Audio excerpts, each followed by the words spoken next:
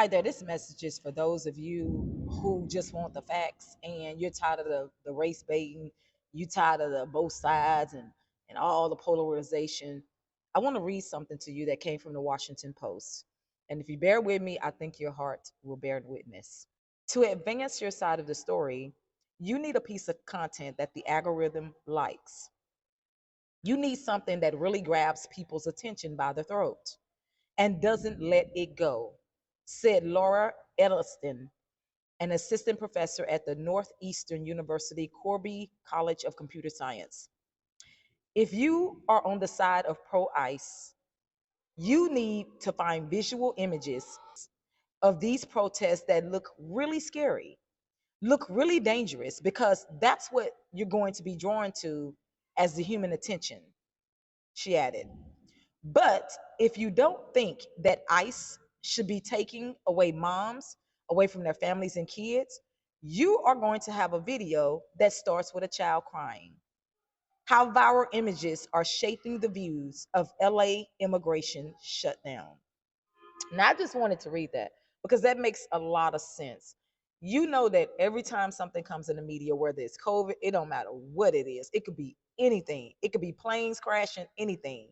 And some of us, when we thought that those planes were crashing, come to find out some of those planes wasn't even crashing. These people were using AI, manipulating people, trying to put fear on people.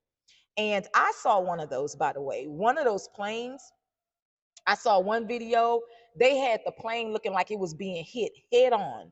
And then they had another video to where it was hit the opposite way. And I'm like, this is not making sense. Because when they hit it head on, it looked like it blew up. When they hit it the opposite way, it didn't blow up at all until later. And then it did something different. So a lot of stuff is so manipulated. And I said all of that and I read that to you today because I want to remind you, when you're on these socials and you're looking for information and you want to be informed or whatever the case may be, it is so easy to fall on whichever side you want to fall on. It could be your religious beliefs, it could be your school beliefs, it could be anything. It could be your own personal beliefs, but it's easy to fall on a side. I want to challenge you today to not fall on the side.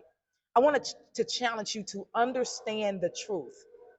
And I'm going to speak something to you. Some of you may not agree, some of you may agree, but these are facts. So if I go to Africa, even though they told us, all y'all from Africa, you need to go back to Africa.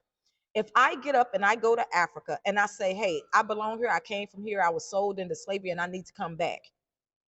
And I don't need to get no citizenship. I don't need to go none of the ways you tell me. I don't need to become legal. I don't need to do any of that. I just need to get a job, do what I want to do, buy me some real estate. You're basically going to get in trouble and you're going to get thrown in jail. It doesn't work that way. If I go to Canada, which is next door to America, it ain't happening, Canada. It don't work that way. If I go to Mexico or Japan or any of these places and I'm just trying to stay there and I have no citizenship, I'm sorry to tell you, it doesn't work that way. So, first of all, we need to look at the facts. Are people who are over here illegally supposed to be here? The fact is, they're not. That's just facts. Whether we agree with it, whether we are sentimental or whatever we are, according to how they have the system set up, it's facts. Now, it should be that it's an open expanse, it's an open the world, God gave it to us all, and let's just go. But that's not the way the system is set up. So, why is America the only country where people fin to say, we belong here no matter if we are citizens or not, and you can't tell us any different? But we can't even go to the countries that they have came from and do that kind of thing. You will be locked up. You have to abide by the rules. So, number one, we want to understand before we get emotional and sentimental, we want to understand what are the rules. Number two, we want to understand, just like what the Washington Post said, people put all types of information out there that is propaganda to make you feel a certain kind of way and to make you take a side. Do you understand that? Now, if somebody is really doing something wrong, yes, it needs to be addressed. But if someone is not, then people need to stop making up propaganda. And we as people need to be careful what we are taking in because it affects us. You may not want to believe it affects us, but it affects our lives, especially when we take it in sides that are not true. Because when we take in those sides that are not true, it's detrimental to your own life.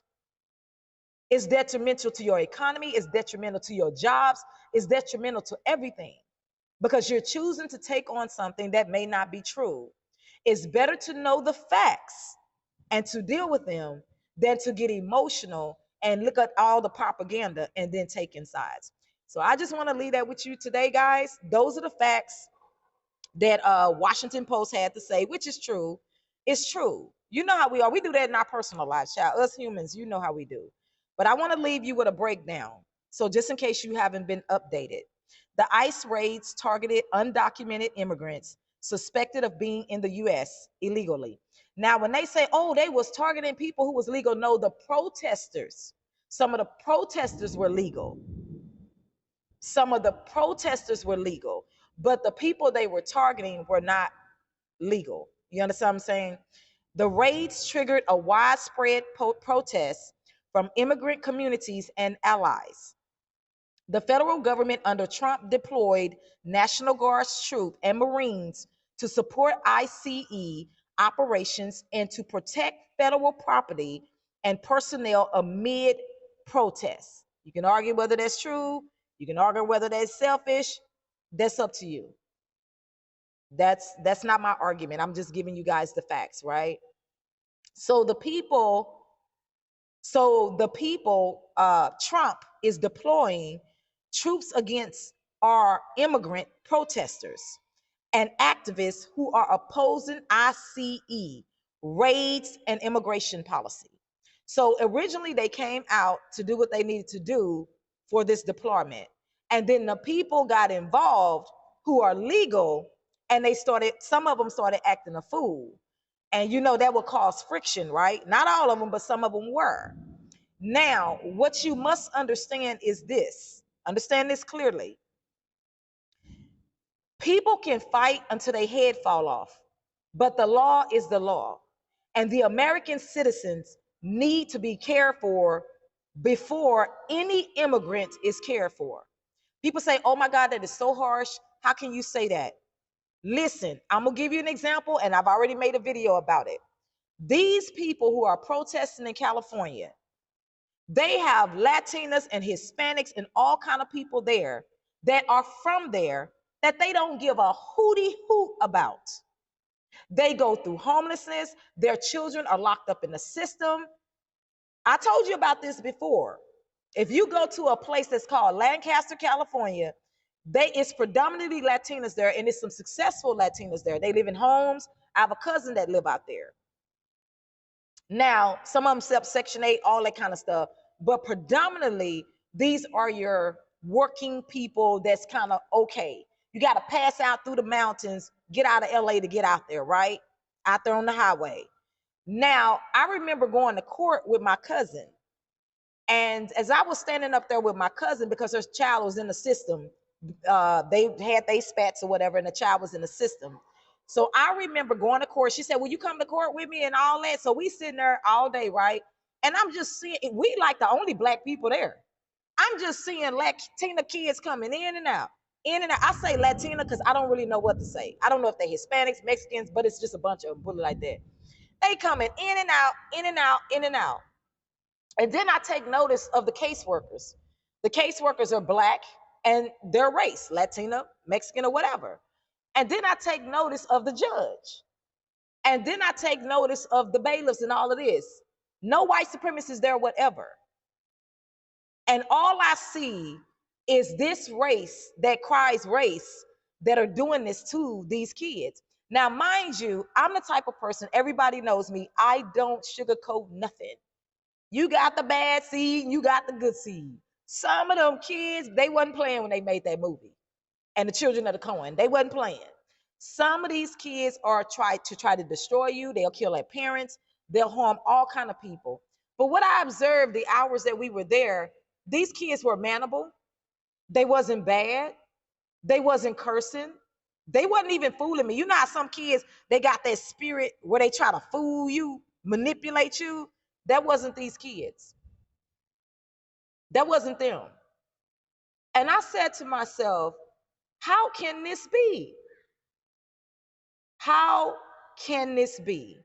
So again, if you're not as hooping and hollering as much about the people who are already there that need to be taken care of and they're citizens, sometimes you guys need to stop and ask a question.